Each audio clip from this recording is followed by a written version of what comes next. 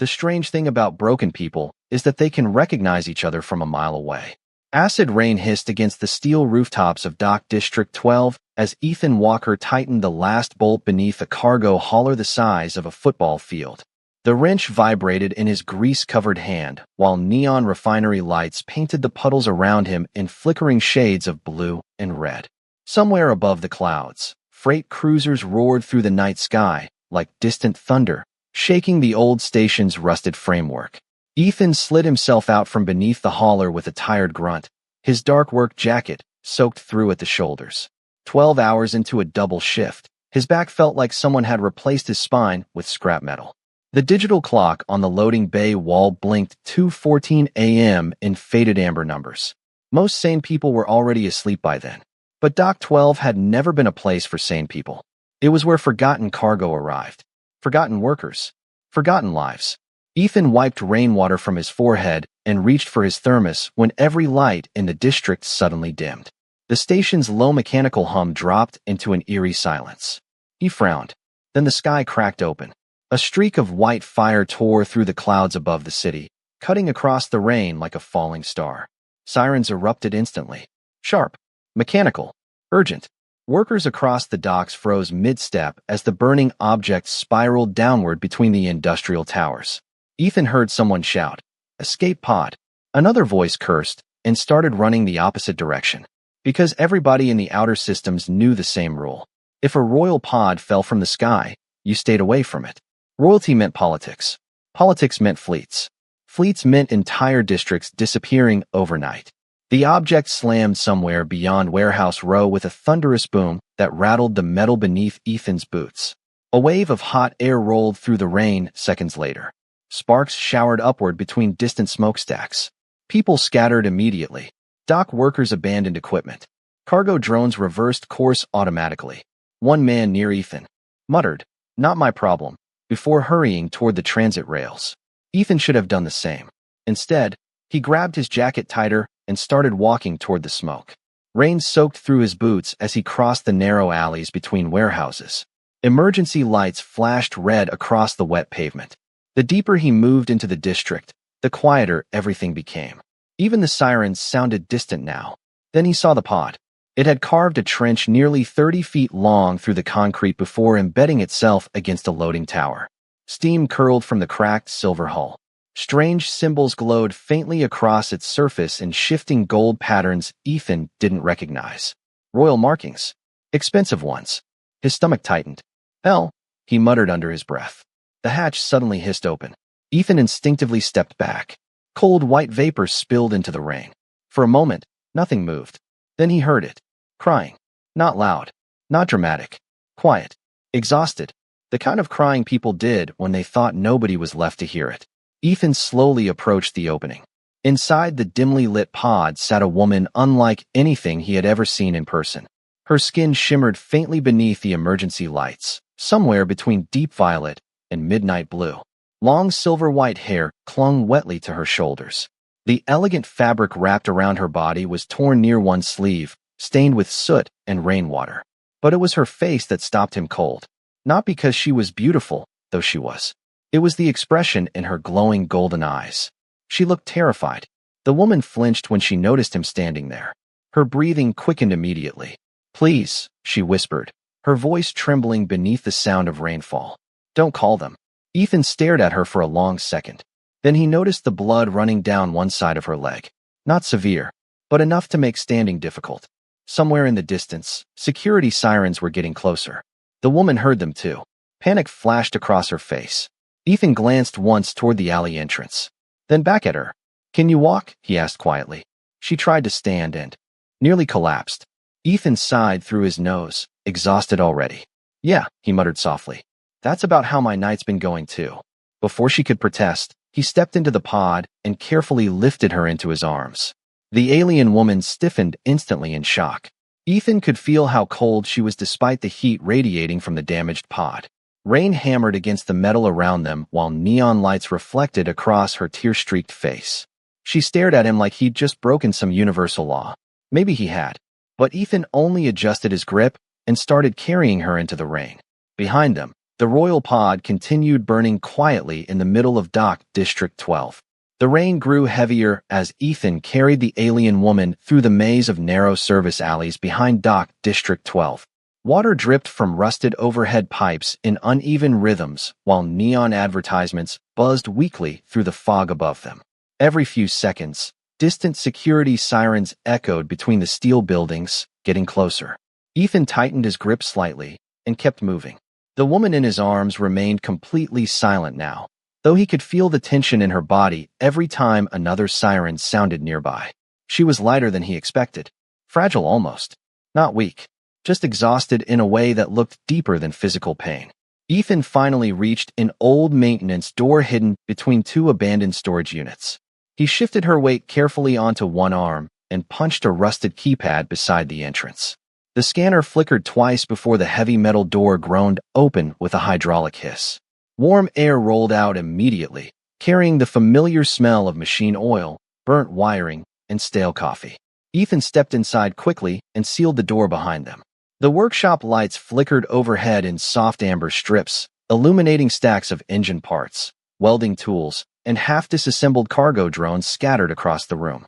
It was not much to look at, but it was dry, safe enough for the moment. Ethan gently lowered the woman onto an old leather bench near the back wall. The second her feet touched the floor, she winced sharply and grabbed the edge of the seat for balance. "Do not try to stand," Ethan said, pulling off his soaked jacket. "You are doing a pretty terrible job at it." The woman looked up at him carefully, her glowing gold eyes studying his face like she still could not understand why he had helped her. Ethan tossed the jacket onto a nearby heater vent and crouched in front of a metal cabinet. "Let me guess," he muttered while digging through supplies. "You crash from the sky, bring half the district into panic mode, and somehow I am the idiot cleaning up the mess." To his surprise, the corner of her mouth twitched slightly. Not quite a smile, but close. Ethan found the old med kit and returned to her side. Up close, he could finally see the details hidden beneath the rain earlier. Thin silver markings curved faintly along her neck and collarbone like glowing veins beneath the skin. Royal symbols maybe. Expensive ones. The kind regular dock workers were smart enough not to ask about. "This might sting," he warned quietly while opening the antiseptic spray. The woman immediately stiffened. Ethan paused. "Hey," he said softly. "I am helping. That is all." She stared at him for a long second before finally giving the smallest nod. Ethan carefully cleaned the cut along her leg. The wound itself was not serious, but the fabric around it had been burned from heat exposure during the crash. She never complained once while he worked, although her hands tightened against the bench hard enough for her knuckles to pale beneath the blue-violet glow of her skin. "You are not afraid of me," she said suddenly. Her voice was quieter now. "Tired." Ethan shrugged while sealing the bandage. "Lady, I repair cargo engines for a living.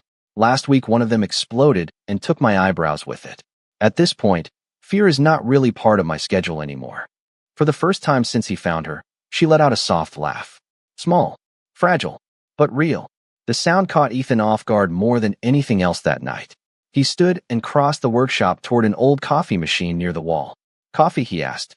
"I have absolutely no clue if aliens can drink it, but humans survive almost entirely on bad decisions and caffeine." She watched him carefully as steam rose from the machine. "What is your name?" she asked after a moment. Ethan poured 2 cups slowly. "Ethan Walker." He glanced over his shoulder. "You got one." The woman lowered her gaze toward the floor for a few seconds before answering. "Lasara." Ethan nodded once like it was the most normal thing in the world. No reaction, no recognition, no fear, just acceptance. Somehow that seemed to affect her more than anything else had. Outside, thunder rolled across the station again, while patrol sirens screamed somewhere beyond the district walls. But inside the tiny workshop filled with old machines and flickering lights, the heir to 3 empires sat quietly beside a tired mechanic who still did not realize exactly who he had carried out of the rain. The workshop settled into a strange kind of silence after the storm outside intensified.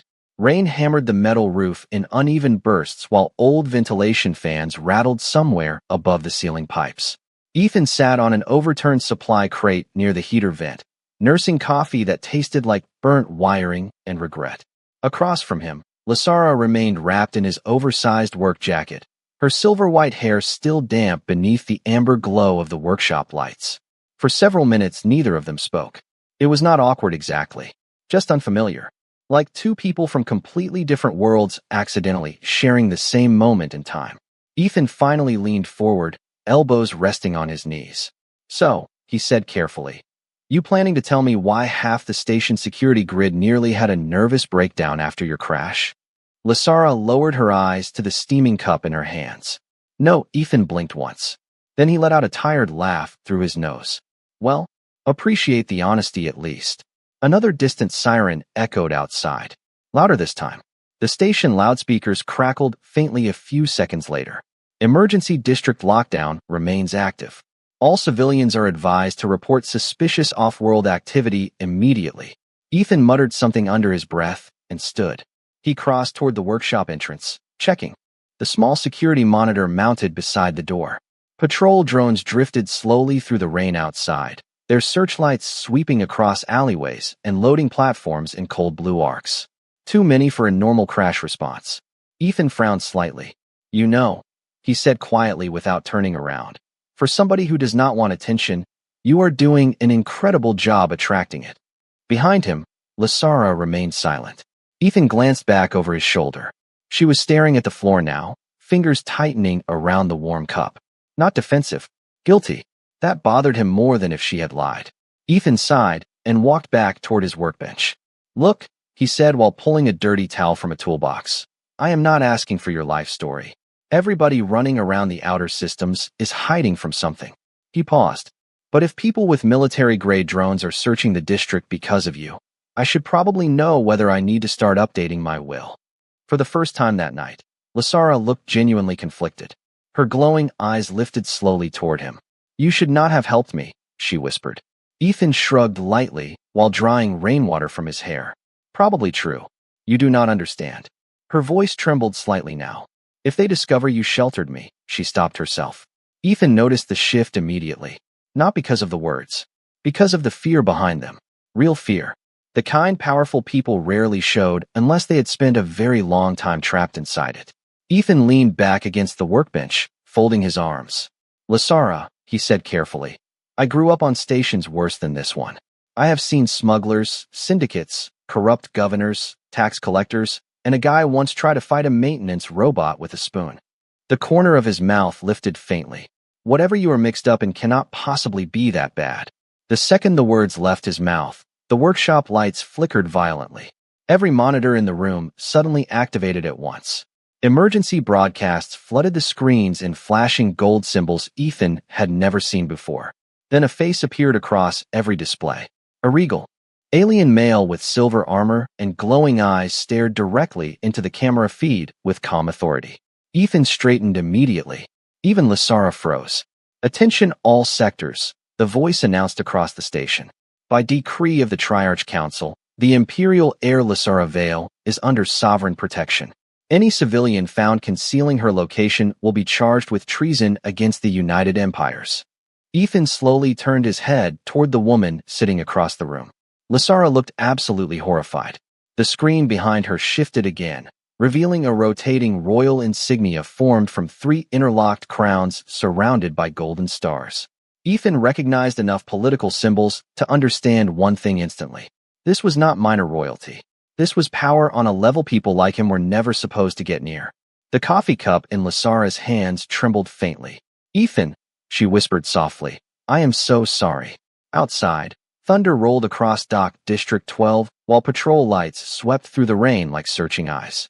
Inside the tiny workshop filled with broken engines and flickering machines, Ethan stared at the alien woman he had carried through the storm and realized he had just accidentally hidden the single most important person in 3 empires.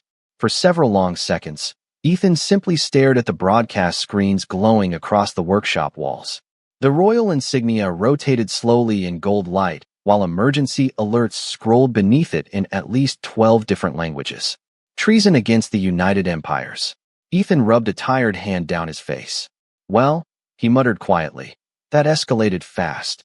Lasara remained motionless on the bench near the heater vent, her shoulders tense beneath the oversized work jacket he had given her earlier. The flickering monitors painted silver reflections across her pale violet skin. She looked less like royalty now and more like somebody waiting for the world to collapse around her. Ethan crossed the room and shut off the nearest display. Then another. Then another.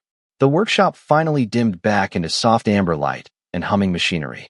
Rain continued hammering the roof overhead. "You should leave," Lasara whispered suddenly. Ethan looked over at her. "Excuse me. Turn me in." Her voice sounded calm at first, but he noticed the way her hands trembled against the warm coffee cup. The reward alone would change your life forever. They would protect you. Ethan stared at her for a moment before letting out a quiet laugh of disbelief. "Lady, have you actually met rich people before?" Lasara blinked softly. "What? Protection from powerful governments usually comes with paperwork, surveillance, and somebody eventually trying to shoot me out an airlock." Ethan shook his head while grabbing a wrench off the workbench and absent-mindedly spinning it in his hand. "I already have enough problems." For the first time since the broadcast, Lasara looked genuinely confused. "You are not angry." Ethan leaned back against the workbench. "Honestly, I am too tired to process this correctly." He glanced toward the sealed workshop door. "But maybe next time mention the whole heir to 3 empires thing before somebody carries you through acid rain." To his surprise, Lasara lowered her head slightly and laughed. It was soft and brief, almost fragile, but the sound filled the workshop differently than before. Warmer somehow. Human. Ethan noticed it immediately. He also noticed how quickly the laugh disappeared again. Silence settled between them after that. Outside, patrol drones drifted through the industrial district while warning sirens echoed across the station every few minutes.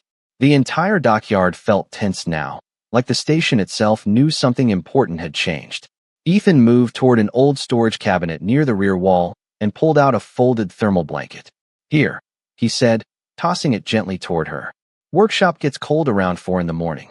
Heating system only works when it feels emotionally supported." Lasara caught the blanket carefully. Her glowing eyes followed him as he walked toward a small kitchenette wedged beside the repair bay. "You joke often," she observed quietly. Ethan filled a dented kettle with water from the purifier. Occupational hazard. Even now, especially now, steam began curling from the heating unit as Ethan leaned one shoulder against the counter. "Look, Lasara, I do not really care about imperial politics. I fix engines. I eat terrible noodles at 2 in the morning. I occasionally lose arguments with vending machines." He shrugged lightly. "You crashed into my district bleeding and terrified. That is all I knew." Lasara stared at him in complete silence after that. Ethan could practically see the confusion behind her glowing eyes. Like his answer made less sense to her than the entire fleet searching for her outside. "In my world," she said slowly, "people do not help without purpose." Ethan snorted softly. "Yeah, well, humans are weird." The kettle suddenly clicked off with a sharp hiss. Ethan poured hot water into 2 chipped mugs before carrying one over to her. Their fingers brushed briefly as she accepted it. Lasara froze instantly at the contact. Ethan noticed. So did she. Her gaze dropped toward her own hand almost immediately. "Sorry," Ethan said automatically. "I did not mean to." No, her voice came out softer than before. "It is just," she hesitated. "People do not touch me casually." Ethan frowned slightly. "Whatever." Lasara shook her head once. "Not without ceremony. Permission. Protocol." Rain rolled heavily across the roof above them while old machinery hummed quietly through the workshop floor. Ethan looked at the exhausted woman sitting in borrowed clothes beside flickering repair equipment, and suddenly the idea of her being treated more like a symbol than a person made something twist painfully in his chest. He sat down across from her slowly. "That sounds lonely as hell." Lasara looked up at him then. Really looked at him. Not like a worker. Not like a stranger. Just Ethan. A tired mechanic with oil-stained hands and rainwater still dripping from his hair. And for the first time in years, the heir to 3 empires did not know what she was supposed to say. By the time the station clocks crawled past 4 in the morning, the storm outside had settled into a steady metallic drizzle that coated Dock District 12 in neon reflections and cold fog. Inside the workshop, the heater hummed softly beside stacks of engine parts while Ethan moved around the kitchenette preparing what he generously called dinner. In reality, it was instant noodles poured into 2 old ceramic bowls that did not match. "I should warn you," he said while stirring one of the bowls with a plastic fork. "Human cooking reaches its peak around $3.50. Lysara sat quietly on the bench wrapped in the thermal blanket, watching him with cautious curiosity. You cook for yourself? She asked. Ethan glanced back at her with mild confusion. Well, yeah. No servants. Ethan laughed softly under his breath. Lady, I barely have functioning health insurance. That strange expression crossed her face again. Confusion mixed with fascination. Ethan noticed she did that often whenever he said something simple. Like ordinary human life sounded completely alien to her. He carried the bowls over and placed one carefully onto the small metal table between them. Steam curled upward into the dim amber light. Lysara stared at the food for several seconds. Something wrong? Ethan asked while sitting across from her. No, she said softly. It is just, she hesitated before continuing. I have never shared a meal like this before. Ethan blinked once. You have never eaten noodles at 4 in the morning while hiding from several governments. That part is new as well. Ethan snorted into his coffee. The faint smile that followed on Lysara's face seemed more natural this time. Less guarded. Ethan noticed her posture relaxing slowly beneath the oversized blanket as the warmth from the heater spread through the room. Outside, the distant patrol drones still passed every few minutes, their searchlights flashing briefly across the narrow workshop windows. But inside, the tiny repair bay felt strangely insulated from the rest of the galaxy. Ethan leaned back in his chair while eating. So what exactly happens now? He asked carefully. Eventually they stopped searching? Lysara lowered her gaze to the steam rising from her bowl. No, Ethan immediately regretted asking. Right? Of course not. For a moment, only the sound of rain and humming machinery filled the room. Then Lysara spoke again. They will not stop until they find me. Her voice sounded distant now, like somebody describing a future they already feared. Ethan studied her quietly across the table. You ran away, he said after a while. Not really a question. Lysara nodded once. Tomorrow was supposed to be my ascension ceremony. Ethan raised an eyebrow. Sounds important. It was the formal unification of the 3 imperial bloodlines. She folded her hands carefully in her lap. After the ceremony, I would have belonged to the council permanently. Ethan frowned slightly. Belong. Lysara looked toward the rain-covered windows instead of answering directly. Every public appearance, every alliance, every marriage arrangement, every decision. Her golden eyes dimmed faintly. My life would no longer have been my own. Ethan slowly set down his fork. Something about the way she said it hit harder than he expected. Not dramatic, not angry, just tired, deeply tired.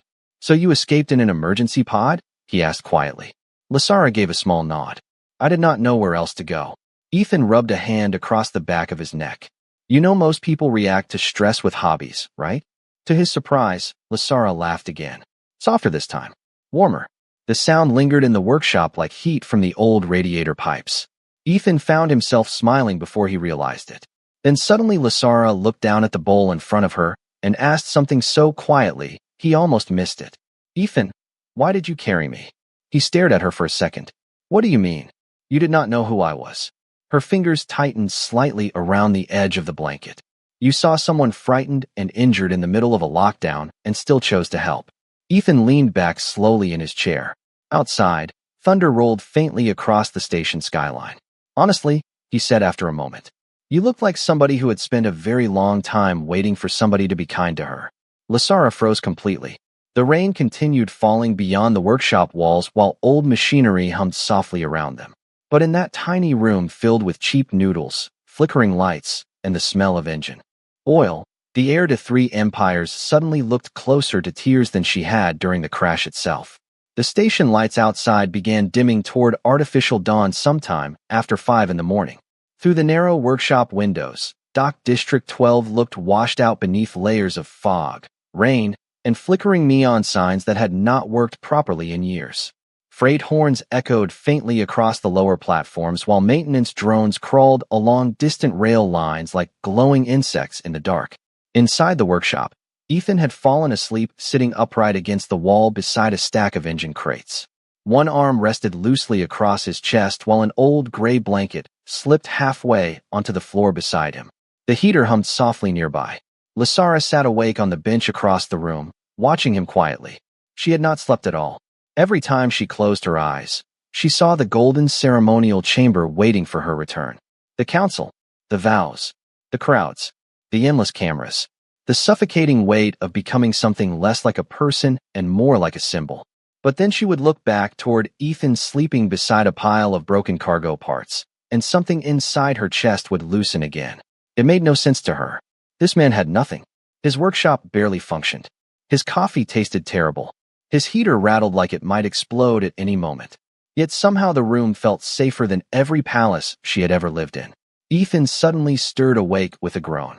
"If I died in my sleep," he muttered without opening his eyes, "please tell people it happened heroically." Lysara blinked in surprise before a quiet laugh escaped her. Ethan opened one eye and pointed toward her accusingly. "See? That right there. That is the laugh of somebody plotting against me." "You snore," she replied softly. Ethan sat up immediately. "That is slander." The corners of Lysara's mouth lifted again. The expression looked unfamiliar on her face. Not because it was unnatural, because she probably had not used it enough. Ethan rubbed sleep from his eyes before standing slowly. His joints cracked loudly enough to make Lysara wince sympathetically. "Wonderful," he muttered. "I am 29 years old and apparently 87 internally." He crossed toward the small sink near the workbench and splashed water onto his face. Behind him, Lysara watched the casualness of his movements with quiet fascination. No servants, no attendants, no guards waiting for orders. He simply existed however he wanted. "Humans live strangely," she said after a while. Ethan grabbed a towel hanging from a pipe. "That is probably fair. You speak freely. You joke about authority. You sleep beside unsecured machinery." Ethan looked over at the sparking console near the wall. "Okay, to be fair, that last one is less cultural and more financial." Lysara lowered her gaze briefly before asking, "Are you never afraid?" Ethan leaned against the counter while drying his hands. "All the time." The answer came so quickly it caught her off guard. "Then why hide it?" Ethan shrugged. "Because fear still expects you to go to work in the morning." The workshop fell quiet again after that.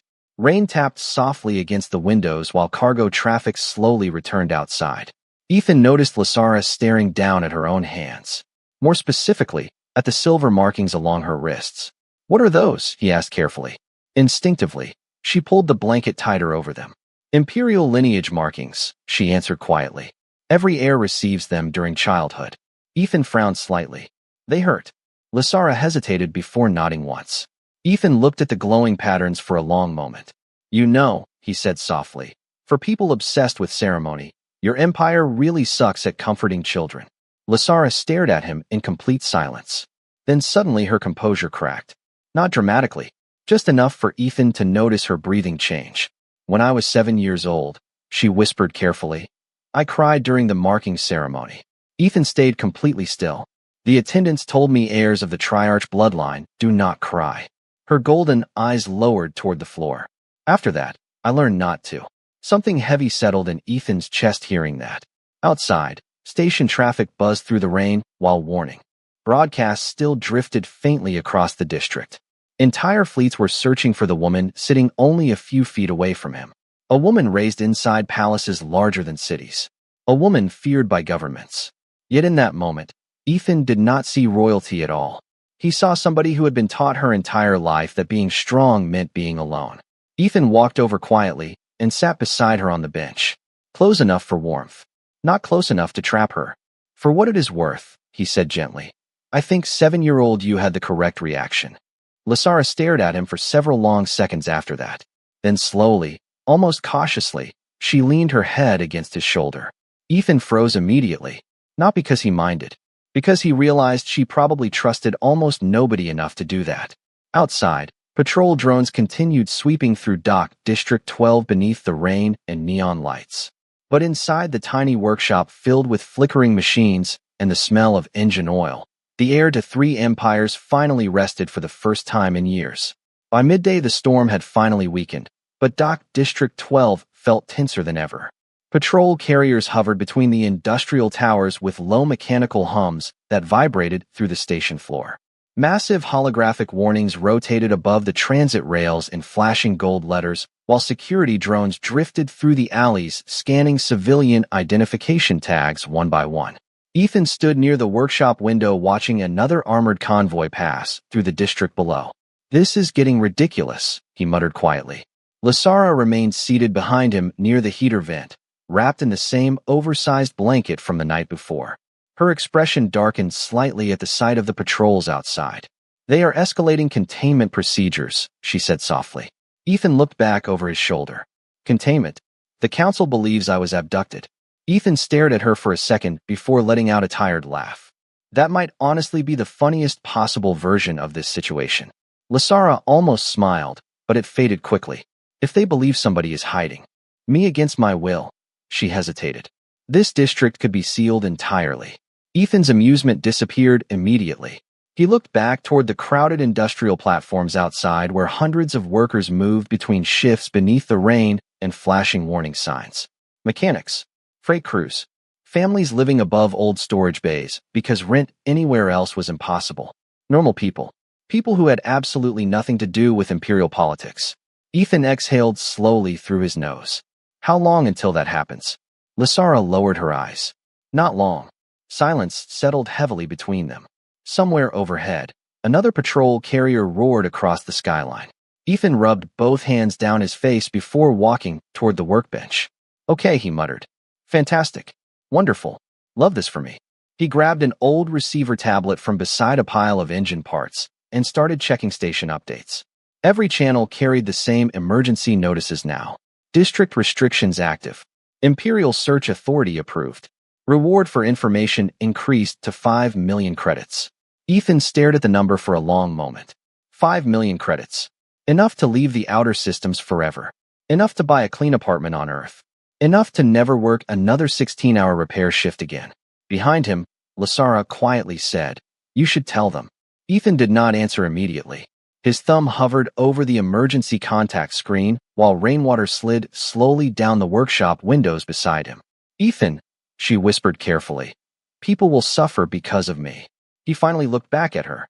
She was sitting perfectly still now, hands folded tightly in her lap, golden eyes dim with exhaustion. Not because she wanted to surrender, because she was already preparing herself for it. Ethan knew that look. He had seen it before on overworked dock workers right before layoffs. On people who stopped believing they had choices. "I hate this," he admitted quietly. Lasara gave a faint nod. "So do I." Another announcement suddenly echoed across the station loudspeakers outside. "Attention civilians. Imperial representatives will arrive within the hour. Full district scans are authorized." Ethan's jaw tightened immediately. Within the hour. That was it then. No more hiding. No more pretending this tiny workshop existed outside the reach of empires. Ethan set the tablet down slowly and crossed toward the window again. Far above the station skyline, massive shapes were emerging through the clouds. Warships. 3 of them. Each large enough to cast entire city blocks into shadow as they descended toward the upper docking sectors. Their silver hulls glowed faintly through the rain like floating skyscrapers. Lasara stood carefully beside him despite the pain in her leg. The moment she saw the ships, all color seemed to drain from her face. "The Triarch fleets," she whispered. Ethan glanced at her. "Those yours?" "No," she answered softly. "Those are the ones coming to take me home." For several seconds, neither of them spoke while the enormous ships descended through the storm clouds overhead. The entire district below had gone silent now. Workers stood frozen on loading platforms, staring upward as Imperial carriers filled the sky.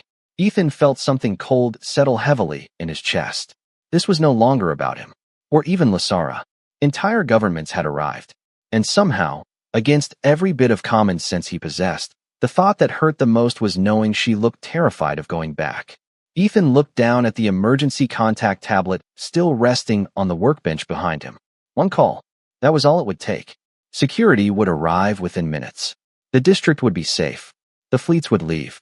Lasara noticed his gaze shift toward the tablet. Slowly, she lowered her head. Not angry, not pleading, just resigned. Ethan stared at her for a long moment while thunder rolled across the station skyline outside. Then quietly, almost to himself, he muttered, "Yeah, this is going to ruin my life, isn't it?" The Imperial fleets settled above Dock District 12 like silver storms suspended in the sky. Their massive engines glowed through the rain clouds in pale blue rings that illuminated the entire station beneath them. Every rooftop, every loading crane, every rusted cargo rail shimmered under the cold light of 3 empires searching for one woman. Inside the workshop, Ethan stood beside the workbench staring at the emergency contact tablet while warning announcements echoed across the district outside. Full civilian scans will begin shortly. Cooperation is mandatory. The mechanical voice repeated the message every 30 seconds now. Ethan exhaled slowly through his nose and picked up the tablet. Lasara watched him in complete silence from across the room. She had stopped trying to hide the sadness in her eyes hours ago. There was no point anymore. They both knew how this ended. Ethan turned the device over once in his hand before finally speaking. "You know," he muttered quietly, "this might be the worst week anybody on this station has ever had." Lasara lowered her gaze. "I never meant to involve you." Ethan gave a tired laugh. "Yeah, well, I never planned on committing accidental treason either." For a second, the corner of her mouth twitched faintly. Then the sadness returned immediately afterward. Ethan noticed. He noticed everything about her now. The way her shoulders tightened whenever the loudspeakers activated. The way she instinctively apologized for taking up space in the workshop. The way she looked at ordinary things like coffee mugs and old blankets as if nobody had ever offered them to her before. Ethan hated that more than he could explain. Outside, another patrol carrier drifted low over the district. Searchlights swept across the workshop windows in slow white arcs. Ethan glanced toward them and made his decision. "Come on," he said suddenly. Lasara looked up in confusion. "What?" Ethan grabbed his jacket from the heater vent and pulled it on. "If they're going to search the district anyway, hiding here does not matter anymore." "Ethan, relax." He held up a hand. "I am not turning you in." That seemed to surprise her more than anything else. Ethan opened the workshop door carefully. Cold rain-soaked air rushed inside immediately, carrying the smell of metal, ozone, and distant engine exhaust. "There is an upper observation platform about 2 blocks over," he said. "Best view on the station." Lasara stared at him like he had lost his mind. Now. Especially now. A few minutes later, they walked together through the industrial district beneath the shadow of the Imperial fleets overhead. Rain dripped from overhead pipes while neon signs buzzed weakly across the narrow alleys. Civilians hurried indoors whenever patrol drones passed nearby, but Ethan kept moving at the same steady pace, as always with his hands shoved into his jacket pockets. Lasara stayed close beside him beneath the hood he had given her. "You are remarkably calm for someone currently hunted by 3 governments," she said quietly. Ethan shrugged. "Panicking burns calories." Against all logic, Lasara laughed softly again. The sound disappeared into the rain almost immediately. They eventually climbed an old maintenance stairwell leading toward the station's upper cargo platforms.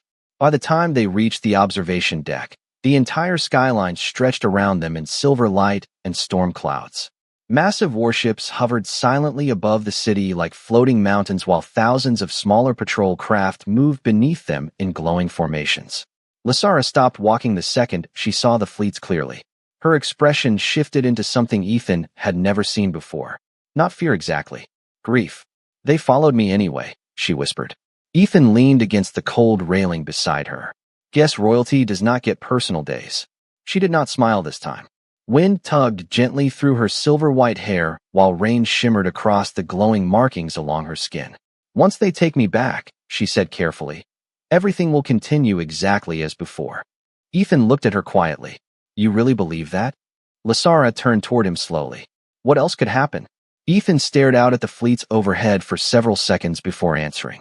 "Maybe the girl who escaped an empire inside a stolen pod does not fit back inside it anymore."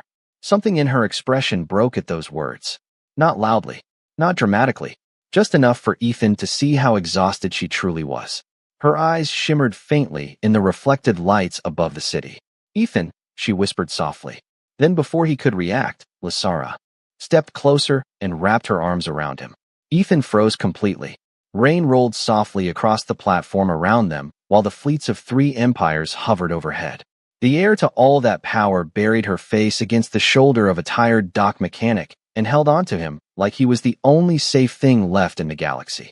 And for the first time since the escape began, Lasara Vale stopped looking like royalty entirely. She just looked human. The rain finally stopped just before sunset. For the first time in nearly 2 days, the clouds above Dock District 12 began to thin, revealing streaks of fading orange light between the hovering Imperial warships overhead. The observation platform had gone quiet around Ethan and Lysara except for the distant hum of patrol carriers moving across the station skyline. She still stood close to him beside the railing, one hand lightly gripping the front of his jacket like she had forgotten to let go. Ethan looked down at her carefully. "You okay?" Lysara nodded once, though her glowing eyes remained fixed on the fleets above them. "No," she admitted softly a second later. Ethan appreciated the honesty. He leaned both elbows against the cold metal railing beside her. "For what it is worth," he said quietly, "I think running away from 3 empires is a pretty reasonable stress response." A faint smile touched her lips again. Small, tired, real. Then suddenly, every ship above the district powered down its searchlights at once. The skyline darkened instantly. Ethan straightened beside her. "That cannot be good." Before Lysara could answer, a deep mechanical tone rolled across the station from every direction. Not an alarm. A summons. Massive holographic symbols appeared above the district moments later, glowing gold against the evening sky. Ethan squinted upward at the shifting imperial text while Lysara's expression slowly changed beside him. "What?" he asked carefully. She looked stunned. "The Triarch Council is descending personally." Ethan blinked once. "That sounds expensive." Within minutes, a massive transport vessel detached from the largest warship above them and began lowering slowly toward the central docking sector below the platform. Its polished silver hull reflected the city lights like liquid metal. Entire streets beneath it fell silent as civilians stopped to watch. Even the patrol drones pulled back. Ethan noticed something else too. The fleets were no longer scanning the district. They were waiting. Lysara stepped toward the edge of the platform slowly, her silver-white hair moving softly in the wind. "I have to go," she whispered. Ethan looked at her for a long moment before nodding once. "Yeah," he said quietly. "I know." For several seconds, neither of them moved. The sounds of the station faded beneath the low hum of descending engines and distant thunder. Ethan shoved his hands into his jacket pockets awkwardly. "You know," he muttered, "this is usually the part where people say something dramatic." Lysara turned toward him fully then. The fading sunlight reflected across her glowing markings and golden eyes, while the fleets of 3 empires hovered silently overhead. "Ethan," she said softly, "when I first saw you standing outside the pod, I thought you would fear me." Ethan snorted lightly. "To be fair, you did fall from the sky like a haunted space angel." She ignored the joke this time. "Then I thought you would use me." Her voice trembled faintly now. "Or abandon me once you understood who I was." Ethan's expression softened slightly. Lysara stepped closer until only inches separated them. "But you carried me because I was crying." The words hit harder than Ethan expected. Not because of how she said them, because she sounded like nobody had ever done that for her before. Below the platform, the massive transport vessel settled into the docking sector with a low mechanical roar. Ranks of silver-armored officials emerged onto the rain-covered landing deck in perfect formation. Thousands of civilians watched from across the district in complete silence. Lysara looked toward them once before turning back to Ethan. Then, without hesitation, she reached up and gently placed one hand against his cheek. "You treated me like a person," she whispered. "Not an empire." Ethan swallowed once, but said nothing. There was nothing smart enough to say. The heir to 3 empires suddenly wrapped both arms around him again, holding him tightly there beneath the fading storm clouds, while the entire station watched from below. Ethan hesitated only a second before holding her back. Across Dock District 12, civilians stared upward in disbelief as the woman feared by governments stood silently in the arms of an exhausted dock mechanic wearing oil-stained boots and a $50 jacket. Then something even stranger happened. One by one, the imperial officials below lowered themselves to one knee. Not before Ethan. Not before power. Before the choice Lysara had made. Before the humanity they had just witnessed. Ethan looked out across the silent city in shock, while silver banners moved softly in the wind below them. Lysara finally pulled back just enough to look at him again. Her eyes still shimmered faintly with emotion, but for the first time since crashing into the district, she no longer looked afraid. She looked free. And as the last light of sunset reflected across the fleets above the station, Ethan realized something that would stay with him for the rest of his life. Empires had taught Lysara Vale how to rule galaxies, but kindness from one tired human mechanic had taught her how to finally feel held.